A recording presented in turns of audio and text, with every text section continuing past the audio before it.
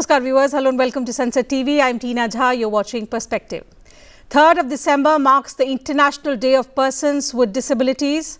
This year, the World Health Organization is highlighting a crucial issue, how inclusive and equitable financing can transform the lives, health and well-being of persons with disabilities, their families and the society at large. There are 1.3 billion persons with disabilities worldwide, meaning that the idea of health for all is incomplete unless it fully recognizes their needs. Yet for many, healthcare still remains out of reach. When financing systems overlook disability, it leads to harsh realities, catastrophic out-of-pocket costs for essential services, lack of coverage for treatments, assistive devices and therapies, which can push families into cycles of poverty and exclusion. That's why the WHO is urging governments across the world to embed disability inclusion at the heart of health financing and adopt progressive universalism, ensuring that those with the greatest needs are not left behind. In India, with around 2.7 crore persons with disabilities, a strong and determined disability rights movement is gaining momentum. The government's focus on accessibility, empowerment and self-reliance is shaping a new narrative, one that ensures opportunities, dignity and agency for every individual. On the show today, we take a closer look at the key initiatives, policies and schemes that are driving inclusion in the country, from expanding accessibility and education to livelihoods, healthcare as well as social security. Besides, we'll also explore how these efforts are empowering persons with disabilities, where the gaps still remain and what more needs to be done to build a society where every person can live, work and thrive with dignity. Joining us are two distinguished guests who will take this conversation forward. I'm pleased to welcome on the program today Mr. Vinod Agarwal. He is former Secretary, Ministry of Social Justice and Empowerment. Mr. Agarwal, thank you for your time. Welcome to Sansad TV. Also pleased to welcome Dr. Vageshwari Deswal, Professor, Faculty of Law, University of Delhi. Dr. Deswal, always a pleasure to have you join us on the program. Welcome to the program today as well. First to you, Mr. Agarwal. India's disability framework has evolved significantly in recent years. There have been several initiatives and schemes about which we can talk on the program. But to begin with, as someone who's been part of policy making for so many years, what has been the single most transformative change in India's disability governance in the last decade? You see, in last decade, the disability law, which was earlier not that strong, which came in, I made the presentation to Honorable PM in 2016. The bill was made by me, but the bill became an act when I got retired, superannuated in between. So this is one of the most important thing which happened in last 10 years, that the disability law, Disability Act, which was earlier not a forceful act, has been made into a forceful act. Secondly, the number of disabilities which were earlier only 7, now they are 21 under the Disability Act. And almost this act has came on the lines of the persons with the social disabilities. Such certain powers have now been added to the act, which are there for the scheduled caste and scheduled tribes. Like a person cannot be abused by calling him by names, which was there for the scheduled caste and scheduled tribe. Now it has been added for the persons with disabilities also in the present act, that nobody can abuse them by calling that you are not able to see. I've used a word, andha, langda. These type of words cannot no longer can be used, and somebody can take a person to the Chief Commissioner of Disabilities or the State Commissioner of Disabilities for abusing them. This is a great thing which has happened in the present act, and certain disabilities which were not understood earlier have been added into the mainstream by this present act. Like when the disabilities increased from 7 to 21, the muscular dystrophy and certain other disabilities were also added into the scheme of things. Thirdly, we proposed 5% reservation for the uh, persons with disabilities, but finally in the act came 4% for in the services and 5% in the educational institutions. So, which was earlier 3%. So, by and by, things are getting better in many other sectors. And then accessibility has been a major issue which was raised in this present act, accessibility of the websites and accessibility of buildings, and so that the person of disability is able to enter a building and reach the right place. So these are the major things which I feel have been the part of this present act. Uh, and I feel that is the most important thing which has happened in the last 10 years. Besides, funds have increased, but the amount of funds which should have been increased, I see that has not really happened to the extent required. Okay, so With two pi- we'll talk about as let we will touch upon some of the gaps and how would you recommend how we can plug those gaps in due course of the program. You may have retired when the act came into being in 2017, but your efforts are making that change on the ground. To talk about some of the transformations and how this act has empowered persons with disabilities since 2017 when the act came into effect. Dr. Deswal, in terms of accessibility and inclusivity, the act has made certain changes, but especially in context of education, in context of employment, and most importantly, to lead a life of dignity. What comes across as some of the major changes that the 2016 Act brought about as opposed to the previous law that was there in the country? And what kind of transformation do you see that making in the lives of individuals who deal with disabilities in terms of strengthening the ecosystem, in terms of strengthening a society which is friendly and accommodative to them as well? See, this 2016 legislation, Rights of Persons with Disabilities Act, now this is a landmark legislation in the sense that for the first time the state has taken so much of effort to advertise this law. This is not only a good piece of law, in addition to that, it has a lot of backing from the state also. And that is why now people are actually talking about that, yes, there is a class of people who are suffering from some kind of disabilities. Now, this is such a sensitive area. See, you are born with some kind of a disability. Sometimes some medical complications have landed you in this kind of a situation. Now, whatever the problem might have been, that doesn't make you any less of a human being. That does not mean that you will not be able to have a full life, what we call as a complete a life in which you have access to all the resources and you are able to contribute to the society in your own special way.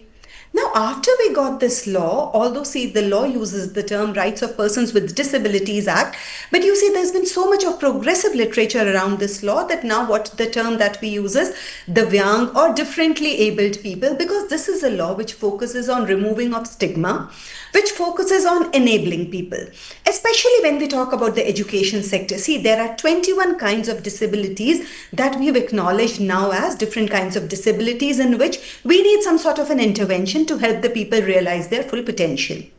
We have the new education policy in 2020. Now we talk about an inclusive education. This is an age in which we are talking about diversity, inclusivity. And what has happened is, now if we are saying that this is our policy goal, we are moving even beyond the policy goal, and now it is not merely an objective. It is a rights-based approach that this law has given us. Rights-based approach means, what does it apply? What does it imply? A school advertises that, see, we are an inclusive, we are in a law, we are a school which follows this equity, diversity, inclusivity approach. You cannot deny admissions to any students just because they are differently abled. So now the new education policy, what it says is, it is a right. You will have to design curriculum in a manner. You would have to adopt that mentor-mentee approaches. You would have to take every child along with you. for differently abled people, for children who have different kinds of learning disabilities. We will design the curriculum in a manner so that they can also learn at their own pace.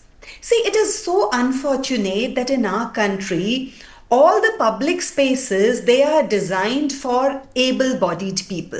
Right. Similarly, when we talk about transportation, again, we are talking about those people who can easily access the transportation. It is only after the 2016 law that now we are talking about accessibility to everyone, whether it is construction of ramps in all schools, universities, whether it is talking about transportation which is equipped with material, which is equipped in a way so that people with disabilities do not have problems while boarding or deboarding the transportation, whether it is about designing the curriculum, whether it is about training of teachers. See, whether it is about handling the differently abled people at their homes. Now we have training modules wherein what is being done, that if you are a child, whether if you are a sibling of a deaf person, so you will also be trained in that sign language and how to effectively communicate with them. So government on the ground level, now the state is taking so many measures so as to ensure that no person is left behind just because there has been something which has rendered that person incapable in one particular sphere, or something due to which we are calling that person as a differently abled people or somehow disabled person. So with this plethora of schemes, now we are also talking about that unique disability identity card that is being given. See, earlier what would happen? You would have to run from pillar to post in order to get a medical certification. Now you can apply online, you can apply offline on that app. The entire process has been streamlined. Now there would be a medical certification, what is the degree of your disability, whether you have any access to funds, and everything is available now on that app. You get that unique identity, which makes it very, very comfortable and convenient for you to access, whether we are talking about reservations in education, in employment, and all other things. That's right. There are so many initiatives, and especially in context of legal and policy framework, if we talk about in the country, aimed at ensuring disability rights. We see that this framework has emerged to be quite dynamic. It's shaping a landscape, as both our guests suggested, a landscape where accessibility, education, empowerment, these are not merely ideals, but these are realities for persons with disabilities. Also, as a signatory to the UN Convention on the Rights of Persons with Disabilities, India is committed to building an accessible and inclusive society, and towards that, not just the legal and policy framework, but also the societal framework, the ease of living aspect is something which is also being improved. Mr. Agarwal, we also see, especially in context of the initiatives and the schemes that have been launched for the persons with disabilities in recent years, we see that the government is clearly integrating technology through some of these initiatives like the Sugamya Bharat app, the ISL digital repository. Then there is also the PM Daksh platform. You've been part of some of these schemes as well when perhaps they were being discussed and implemented. How do you assess the role of these digital tools in accelerating inclusion? Earlier we've spoken about how these schemes, some of the acts were brought in to strengthen the legal framework, but this is integrating technology to bring about that positive change? Yeah, definitely, Tina. What I feel is that the acts which are made, they are they to become really in use takes time, 10, 15, 20 years. But with the digital platforms coming, the apps coming, the act will be used much more earlier or from the day one, because the spread or the communication has become much more faster than previous years. So these apps are easy to use, cheap, and definitely bring people who are much more educated or financially stronger, who have phones and other things with them, so that they are able to get the facilities of the government or even the private sector much better than the others who are yet behind in the line, in the queue, with lesser education and lesser financial stability of the families. So what I feel that the important point would be that an app has to be used by all in one for that education of the last mile or the last person is still to happen. So where you yourself said that about 2.3% population or 2.7 crore people are disabled. Although this figure is slightly doubtful and could be less, there could be about 50% of those people may not be having 60% disability. In fact, this data is from the 2011 census. So yeah, of course I've seen that, but the 2011 census didn't have that many high numbers, which was there at the time. So what I feel that once the new census takes place with the disability, the numbers with 60% disability certificate, as Madam Deswal also said, the certification is the identity card. My feeling is that this number will come bit down than 2.78 crores when a disability certificate has to be issued only for the person with more than 60% disability. And in mental disability, I being a doctor also, I understand that many people will not come in the line with 60% mental disability, which presently this figure is having. So but still the number may be above 2 crores when the census takes place. So my feeling is that the apps will have a greater role, and much more many apps would require digital platform would have a significant role. The websites would have even much bigger role. That's right, and especially when we are maintaining a national database of persons with disabilities. Professor Deswal spoke about the unique ID that is being issued to the persons with disabilities. How do you see it ensuring transparency to begin with, then efficiency, and most importantly in ensuring ease of delivery? So basically ensuring that these beneficiaries are getting what is being authorized to them at the policy level, to ensure that the implementation happens in a transparent manner. Transparency is very important. What I'm finding, the benefits are going to the people who are more educated or who are able to use, who are the borderline disabled. They are getting the benefits much more at present. I may not be mistaken, but I've seen many civil servants also, but if their certificates are really verified, we may find that many of them would have really not have 60% disability, which is described in the Act. Now, that is an area where the governments will have to work very, very carefully. Absolutely. Those are the gaps that we need to fill to ensure that those who deserve it get that kind of compensation and are able to get what they deserve, instead of those who do not deserve it but they're claiming it on behalf of the others. So perhaps that kind of transparency and filtering out is needed in the system. I'll move on to another aspect, and which is also the focus of the International Day of Persons with Disabilities, and that is inclusive financing. Dr. Deswal, I would like to know from you, as a professor of law, do you think the Indian laws that are existing currently to cater to the persons of disabilities, they adequately recognize the financial burden on persons with disabilities and ensure that they are protected against the economic exclusion which the WHO is concerned about? Laws alone cannot do anything. They have to be supported with policies and schemes. Like we have this Deen Dayal Divyangjan rehabilitation scheme. Now this provides a lot of financial assistance that are to NGOs that are engaged in education and rehabilitation of persons with disabilities.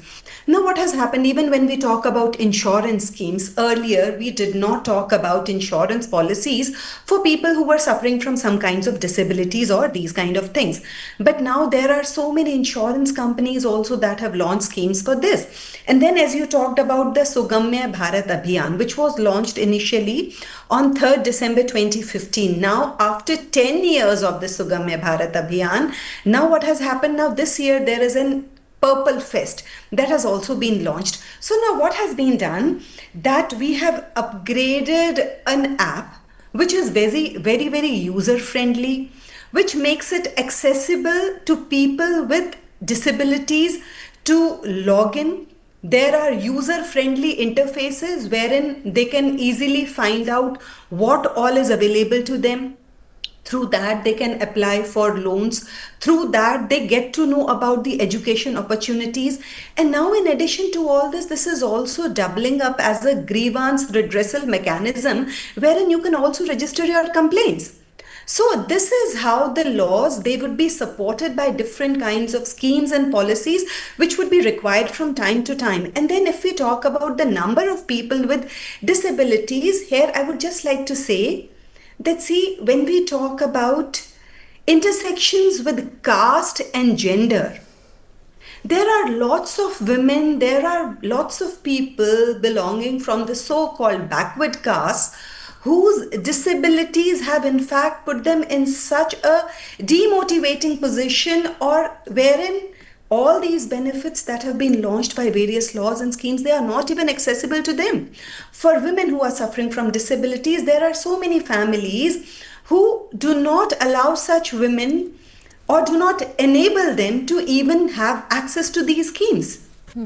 These schemes, they can provide access to finances, they can provide you access to education, they can ensure that, see, if you are entitled to something, that would be available. But for that, at least you would have to reach that point wherein you can have access to that help. So what I feel is, till the time there is not more of a focus on dissemination of information, spreading awareness through programs such as this, when we are also celebrating the rights of persons with the disabilities day and all, so it is only then that people will get to know that yes, the state is doing a lot for you, but you have to reach out to access those That's programs. right. That kind of awareness is extremely important. A related question to you also, Mr. Agarwal, in context of inclusive financing, in terms of making those persons with disabilities aware about where they can get these kinds of, or to know that they are covered under such central schemes.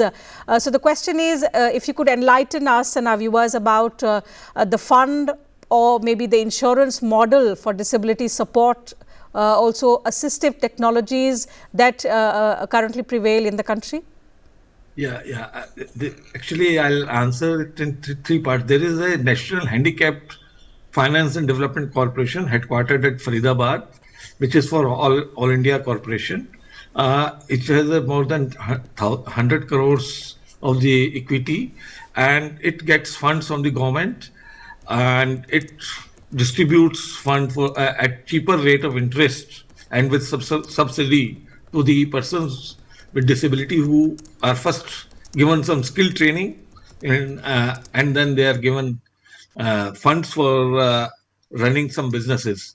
But I think still, even after 25, 30 years of its inception, this corporation, the overall budget may be helping not more than 2,000 persons a year.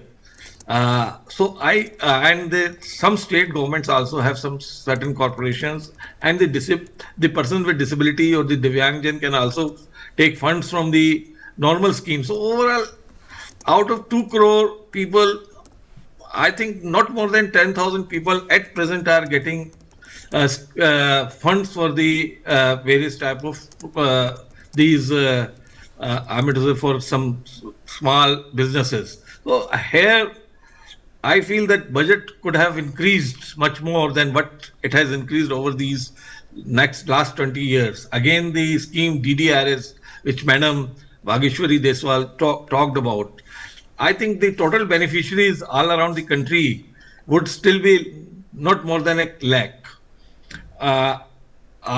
I was the secretary of the department, and I was CEO of the National Trust also earlier in 2005 to 7. So I know the National Trust also tries to do schemes worth about 15 to 20 crores every year.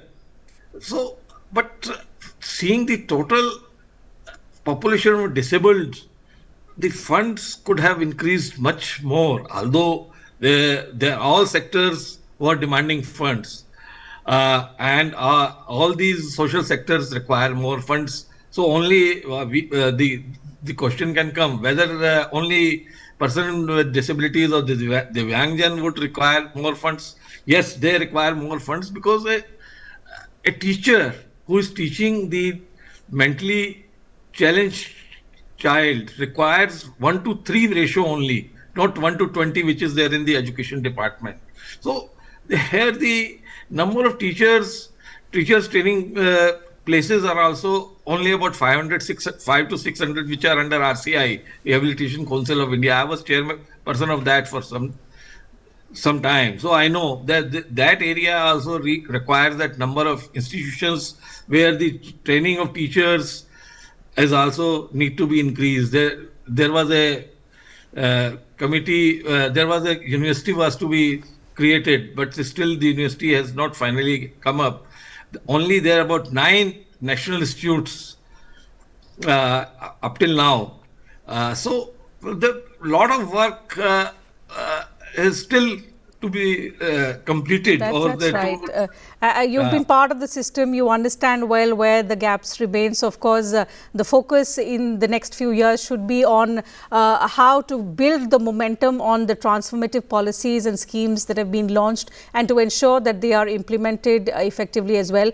We've spoken about financial inclusion, about the health services, the social security. But one aspect, Professor Deswal, that I would like to ask you is about how to ensure that the justice delivery mechanisms for the persons with disabilities is as inclusive as the society that we are talking about, and about the financial system that we are talking about. We are seeing that the litigations related to the disability rights is rising, but at the same time there are many individuals who hesitate to approach the legal system because of various reasons, because of complexities, because of cost, because of the delay in the manner in which the trials happen. According to your experience, based on your experience, what reforms or what necessary steps do you think are needed to ensure that justice is made more accessible to the persons with disabilities? Now, this is such a pertinent point that you've raised, Tina, because although a lot is there on paper, but when it comes to actual translation in practice, I feel somehow, somewhere there is a lacuna. Although we talk about legal aid mechanisms and all, but we need to make this legal aid more accessible so that people with disabilities can easily approach that. It becomes more accessible to them. Like we have this PM Daksh, which is a platform which serves like a one-stop center hub wherein people they can approach with their grievances. If we can also link it with Ministry of Law and Justice, so that would be a real good thing to do, because although we have provisions for legal aid, but again the biggest problem would be how to make it accessible. So in the absence of proper linkages, once you are in the courts, we have a plethora of landmark judgments in which courts they have taken a very clear rights-based approach in which they have protected rights of persons with the disabilities, no matter what the other side might have said. This is the law. And if you have this right which has been guaranteed, so irrespective of whatever the other considerations might be, no matter how expensive it might be for the state to provide the facility, if even there is one single student who needs a ramp, who needs some sort of a special transport, the court has stood with it. Whether it is about admissions to schools, universities, whether we are talking about reservations in employments and everything, the court has adopted a very positive stand and always an enabling. stands for persons with disabilities. That's right. That's something that we require. Coordination and collaboration at various levels is what is the way ahead, which will facilitate inclusion for the persons with disabilities. And so while it's commendable that significant transformative steps have been taken in recent years, it's important to look at the roadblocks, look at where the gaps persist, and ensure that effective steps are taken to address those gaps. Time allows us to take up only that much on the program. It's been a wonderful discussion, knowing about some of the significant steps undertaken in recent years, about which Mr. Agarwal spoke, and in terms of how we've strengthened the legal and policy framework, but also at the same time how we need to ensure that we strengthen them further to meet the international commitments is something that Dr. Deswal spoke about. Thank you to both of you for enlightening us and our viewers about this very pertinent subject. And to you viewers, thank you very much for your time as well. It's a wrap on this edition of Perspective.